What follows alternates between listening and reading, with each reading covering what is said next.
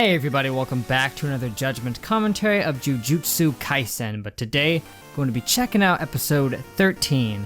And last time in episode 12, Itadori confronted Junpei after he, used that jellyfish spirit thing to murder that one jerk rich kid who burnt him with the cigarettes, And at first, it looked like Itadori was going to have some problems fighting off that jellyfish because it seemed to just have built-in resistance to any blunt damage that Itadori could do.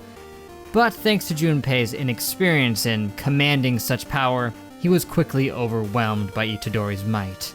But Itadori managed to put a stop to the fighting by reaching out to him emotionally because, they were both just kind of spouting things out to each other. Junpei talking about how humans don't have hearts and all that, and Itadori was just confused by all of that and was just shouting at him about how nonsensical it was. But after he realized how in pain Junpei was, he reached out to him, learned the situation about his mom, and attempted to talk him down. And maybe he could have been successful until Mahito decided to show up and turn Junpei into a corrupted monster thing, where he then shortly passed away. At least, they said he did. Filled with rage like he's never felt before, Itadori went to town on Mahito. He decked him right in the face, just straight up, actually managing to do some damage because he's so in tune with his soul. Like he said, he can sense the outline of his soul or whatever. Either way, he's able to do damage to him if he can get his hands on him, but Mahito is wily. He's a very tricky opponent, and Itadori didn't land too many shots after that, at least not at first, until he had him pinned against the wall and was just headbutting the everlasting crap out of him, which was a very satisfying scene to watch.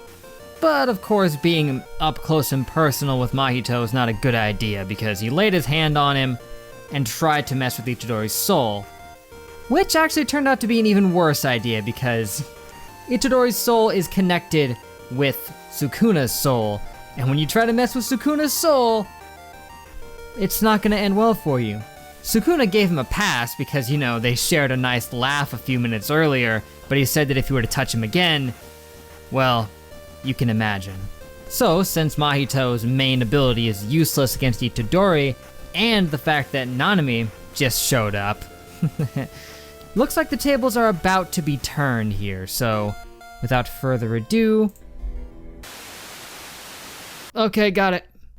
Maybe I'm being too harsh on What's His Face, saying there's a thin line between him and a cursed spirit, because, he did some pretty bad stuff. People have done worse, but it's just such a leap from day-to-day bullying stuff of, you beat somebody up, you demean them and all that.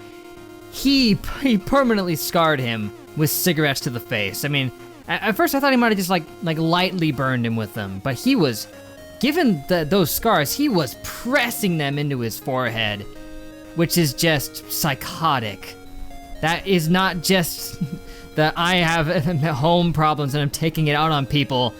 That's being a maniac. But besides that, I'd say Itadori and Nanami made a very effective combo against Mahito right by the end there. They were just letting him have it. He had very little to counter with other than in his domain expansion. That was his last shot, his ace in the hole, and it would have worked in taking out Nanami if Itadori hadn't busted through right at the end there. I guess he just climbed up really high and just drop kicked down into it, which is that would be my guess as to what gave him the ability to break through, because before he was wailing on that thing on the sides and he couldn't do anything. So I guess he just went up high and just dropped down. Be my guess, but still, it was doing that saved him. And yeah, it would have been very bad for Itadori if Nanami had to die. But that's what Mahito was after. He seems to take great pleasure in hurting Itadori, not physically, but mentally, emotionally. He is looking to wear him down. He just seems to get pleasure out of doing that. Because of course he does.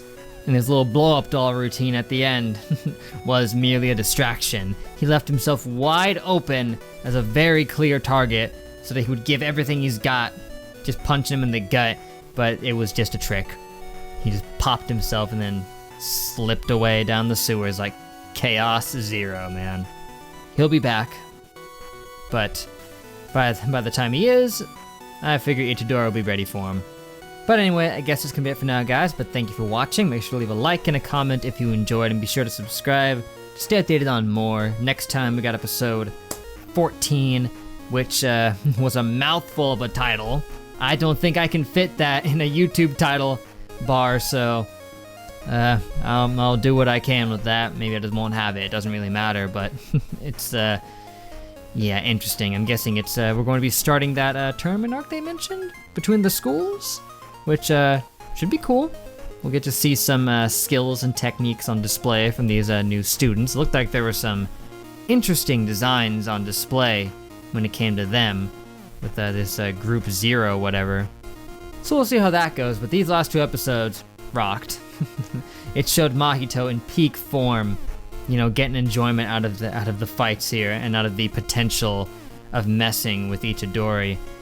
He truly is a bad guy that you're gonna be rooting against here. And before I forget, Yoshino, is he truly dead? Because if he is, wow, that's tragic, dude. I didn't think he'd be gone for good, but he did not come back by the end of that, and as far as we know right now, bringing people back from that cursed state is already impossible. And he said he was dead, and he looked pretty dead. Wasn't moving, he was foaming at the mouth a little bit. I don't know if he's coming back, but I hope he does. But like I said, that is it for now, guys. Hope to catch you next weekend for episode 14. But until then, I will see you guys later.